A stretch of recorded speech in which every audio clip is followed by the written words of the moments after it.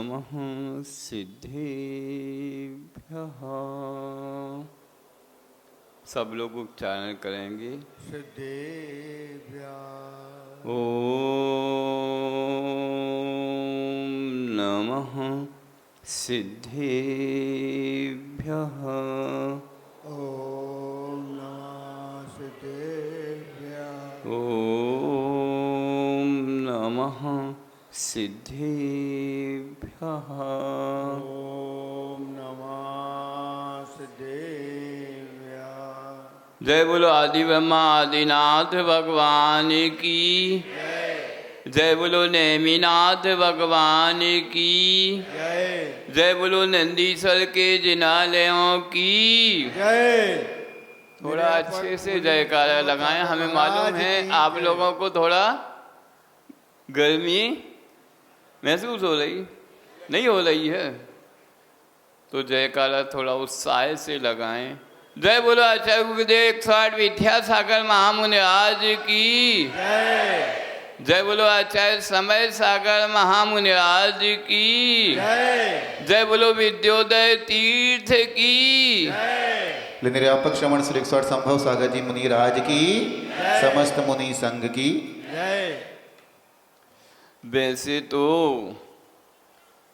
नंदीश्वर के इन जिनालयों पर के दर्शन करने के बाद लगता है कि यहीं बैठ जाएं।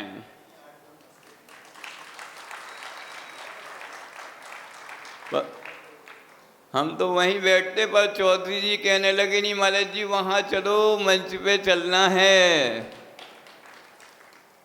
तो हम मंच पे आ गए। वैसे महाराज जी कह रहे थे आप लोगों ने निवेदन नहीं किया, यहाँ नहीं किया महाराज जी, बाकी तो जब से भोपाल में प्रवेश हुआ है तो जैन नगर वाले लाल घाटी वाले हर दूसरे तीसरे दिन पहुँच रहे हैं महाराज जी।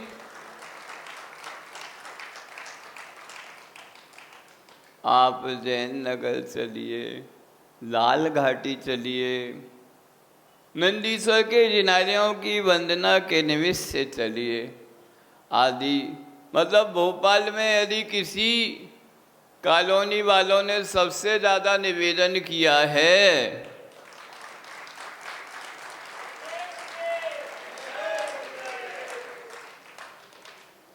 तो आप लोगों ने ही किया है।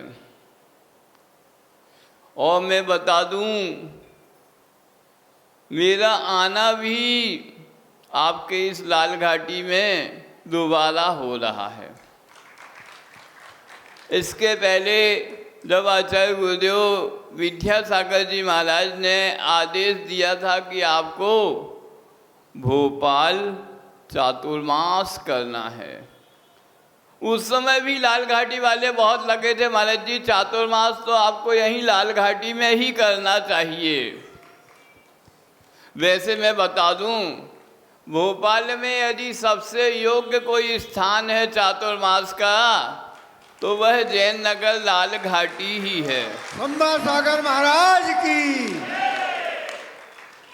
नंदीश्वर का जिनालय तो है ही, और मैं तो दोबारा आ रहा हूँ, मेरे साथ संस्कार सागर जी भी थे और मुनि श्री हीरक सागर जी तो आपके भोपाल नगर गौरव ही हैं। उनको तो यहाँ की सभी गलियों की, सभी मोहल्लों की, कॉलोनियों की जानकारी है।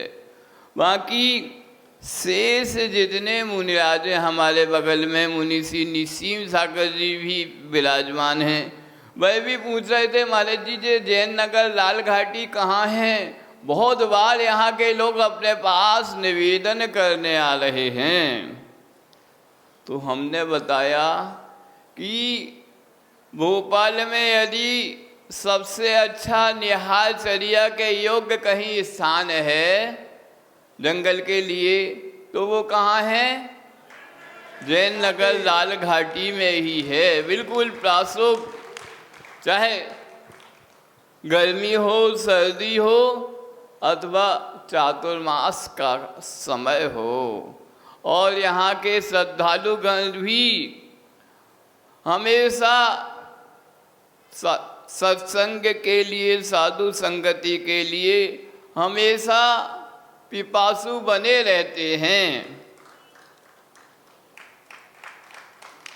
और पिछले 2021 के प्रवास में चातुर्मास भले हमारा यहाँ लाल घाटी में नहीं हुआ, पर जैसे ही 2 महीने 10 लक्षण हुए, लाल घाटी वाले तो प्रवेश के साथ ही पीछे पड़े थे। 10 लक्षण जैसे ही चौक में संपन्न हुए, वह सीधे कहाँ ले आए? यहीं जैन नगर मुनि संघ को ले आए। हमने सोचा था, आए तो हम सोचा था 2-4-8 दिन रुकेंगे, तो चातुर्मास में चौक के बाद यदि सबसे ज़्यादा लंबा प्रवास हुआ, यदि भोपाल में किसी कॉलोनी में, तो कहाँ हुआ? लाल घाटी में ही हुआ। 17 दिन का प्रवास था। कितने दिन का? 17 दिन। आप लोग 17 बातें करते ना, कहते 17 बातें नहीं करो, तो हमारा 17 दिन का प्रवास यहाँ पर था। और जैन नगर वालों ने भी खूब भक्ति दिखाई, वह तो छोड़ ही नहीं रहे थे।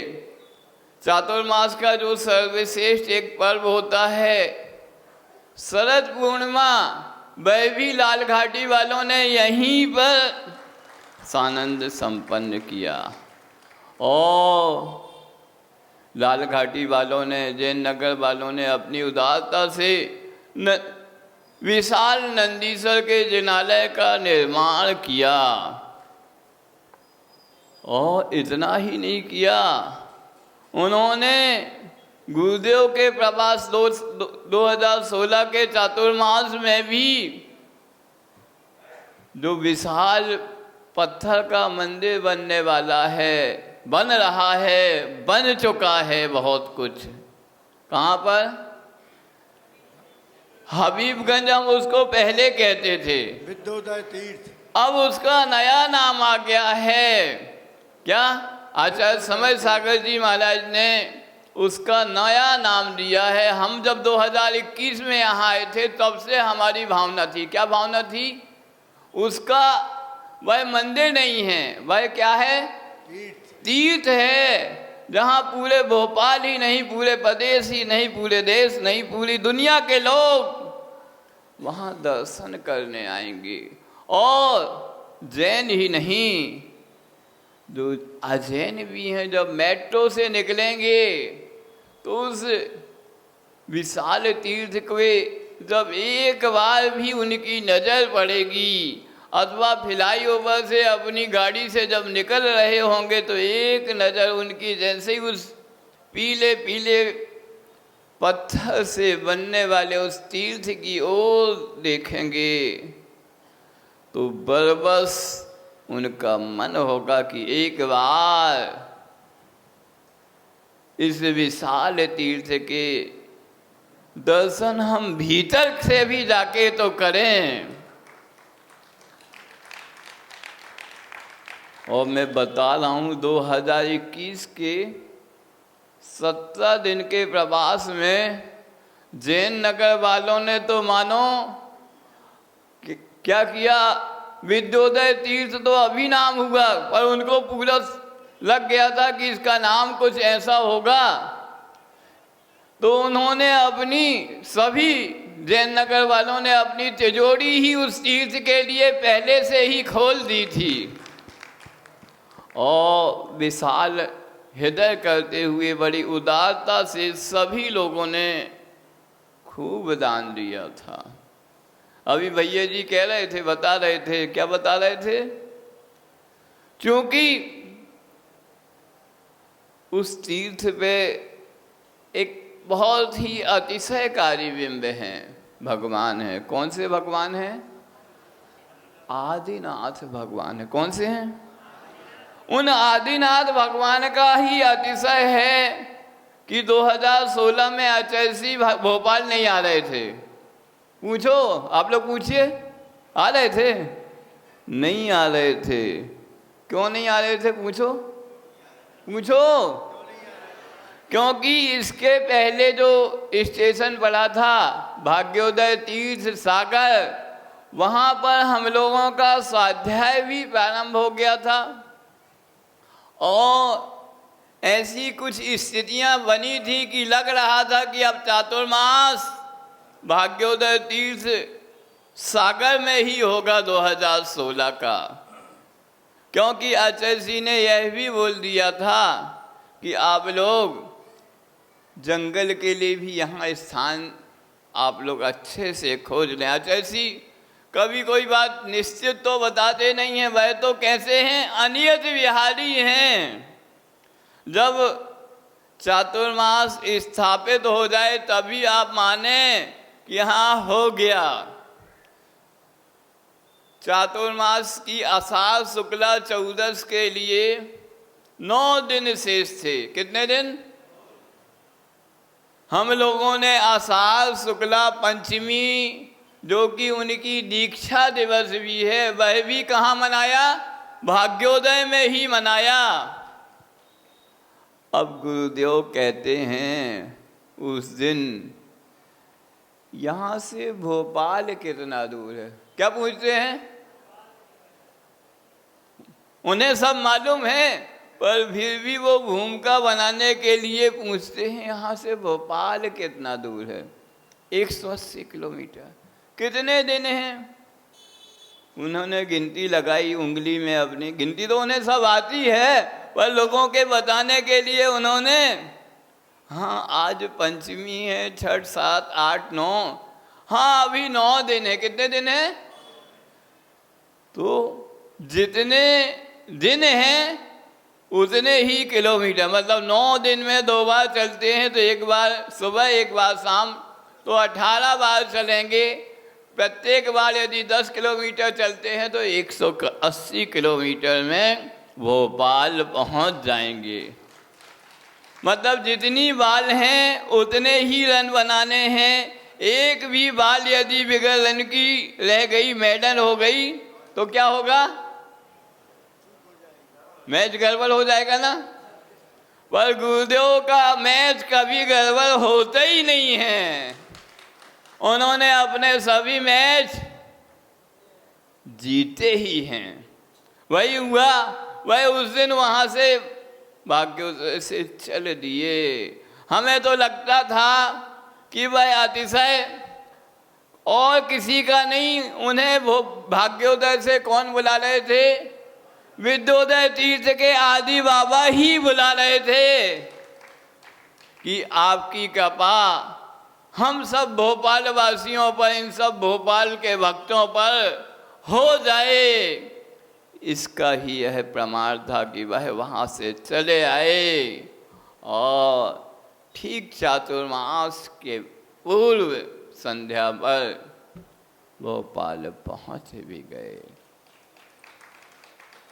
और आप लोगों ने देखा होगा भोपाल ने भी, पूरे भोपाल जैन समाज ने ऐसा भव्यतम गुरुदेव का स्वागत किया कि भूतो ना भविष्यति।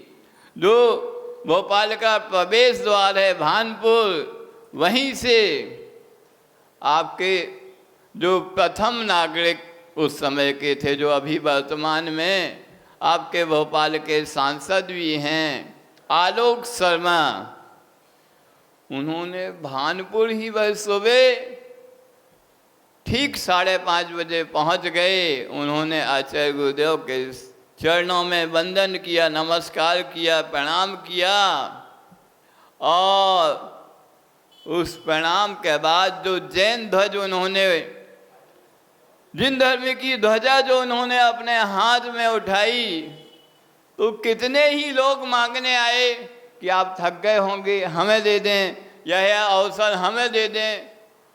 भोपाल का वह प्रथम नागरिक, उसने कहा नहीं, मैं प्रथम नागरिक हूँ, इस ध्वजा को उठाने का कर्तव्य तो मेरा ही है। तो ऐसे वह कर्तव्य का निर्वहन करते हुए आचार्य जी को MP नगर तक ले गए और वहाँ पर आप, जैसा कि आप सबको विदित भी है, पूरा मध्य प्रदेश सरकार का मंत्रिमंडल स्वयं आचार्य गुरुदेव की आगवानी के लिए 1-1.5 किलोमीटर पहले से ही आ गया, मुख्यमंत्री शिवराज सिंह के नेतृत्व में। तो इस प्रकार ऐसे बहुत सी चीज़ें हमने देखी और समझी हैं, और जैसा कि आप जानते भी हैं और समझते भी हैं कि वह तीर्थ जैसे ही गुरुदेव के चरण पड़े वह अपने आप वह तीर्थ बन गया, और जब उसका नामकरण हो गया विद्योदय तीर्थ, तो हर कोई उस नाम से ही ऐसा आकर्षित हो रहा है। हर व्यक्ति उस तीर्थ से जुड़ने के लिए बेताब है। हमारे चौधरी जी बता रहे थे कि उनके अग्रज जो कि बार काउंसिल के चेयरमैन भी रह चुके हैं, वह भी उन्होंने भी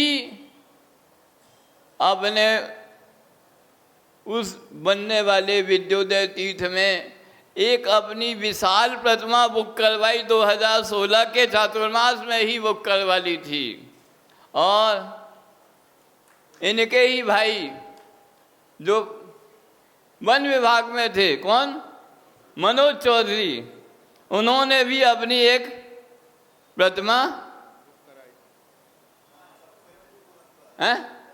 हाँ भैया जी बता रहे, उन्होंने जो दान दिया तो तुरंत उसका पूरा भुगतान भी कर दिया।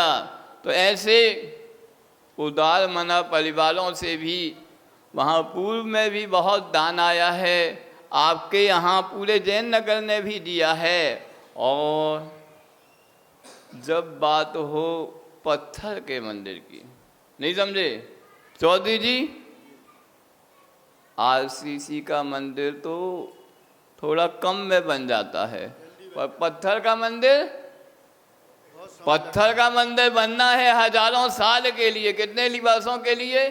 हजारों वर्ष के लिए वह मंदिर बनना है, और हजारों वर्ष तक उस मंदिर में न जाने कितने भक्त उस प्रतिमा के, उन प्रतिमाओं के दर्शन के निमित्त से आएंगे, और दर्शन करके अपने सम्यक्त को निर्मल करेंगे, अपनी आस्था श्रद्धा को बलवती बनाएंगे। तो वह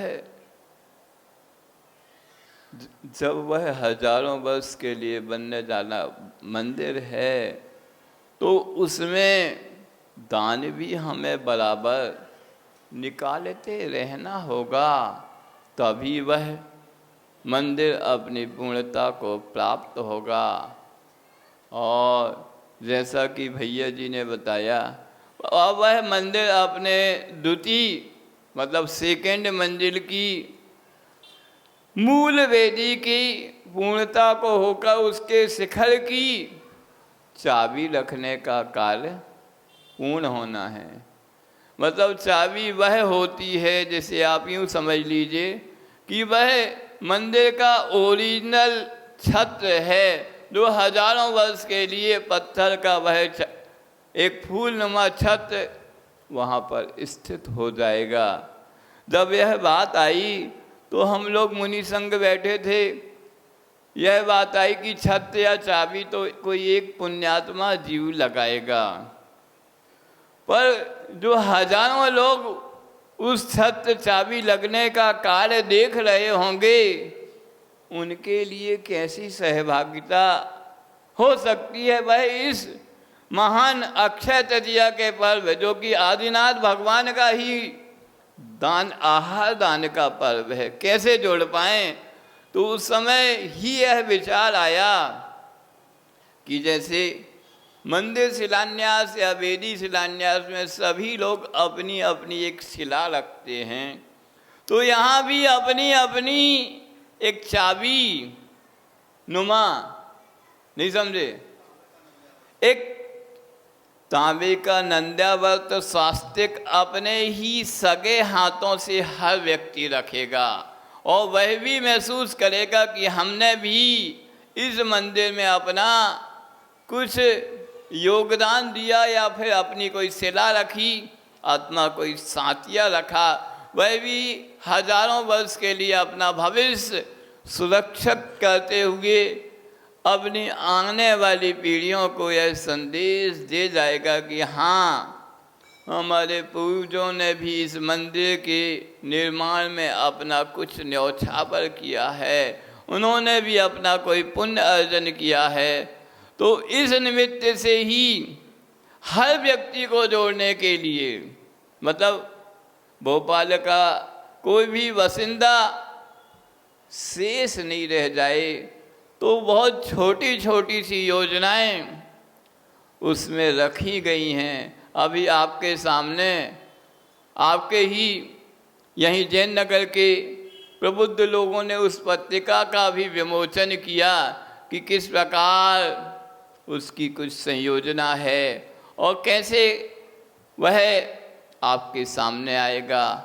तो चूँकि जैन नगर पूर्व का हमारा वैसे ही परिचित है, सभी लोग हमारे बहुत ही परिचित हैं, सभी मुनि भक्त गण हैं, और अभी तो आना हुआ है।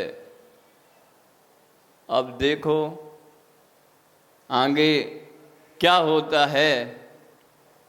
आज तो आप लोगों की इतनी भक्ति थी कि दिन तो कैसे, अभी गर्मी के दिन हैं, हम भोपाल के कोई दूसरे चौक में थे, मतलब यहाँ से कितना दूर होगा वो, 8 किलोमीटर कहते हैं 8-9 किलोमीटर, पर हम लोग कम से कम कितने किलोमीटर चल के आए हैं, 10 किलोमीटर तो चल के आए हैं। सबसे लंबे वाले रास्ते से आए हैं, क्यों चौधरी जी, है ना, सबसे लंबे रास्ते से आए हैं, पास वाले निकट वाले रास्ते से नहीं आए हैं। तो आप लोगों ने अपनी भक्ति से जिस रास्ते से बुलाया उस रास्ते से चले आए। पर जाए दूरी इसलिए नहीं लगी कि पूरे रास्ते में आपके भोपाल का बड़ा तालाब दिखता रहा, मतलब एक बार भी ऐसा नहीं लगा कि बड़ा तालाब थोड़ी देर के लिए गायब हुआ हो। तो ऐसे दूरी कुछ नहीं समझ में आई। और जब आ ही गए हैं, गर्मी के दिन हैं, तो थोड़ा नंदीसर की छांव में बैठ के देखेंगे। आपका समय हो गया। जय बोलो आचार्य गुरुदेव विद्यासागर महामुनि। अभी सभी लोग बैठे रहेंगे।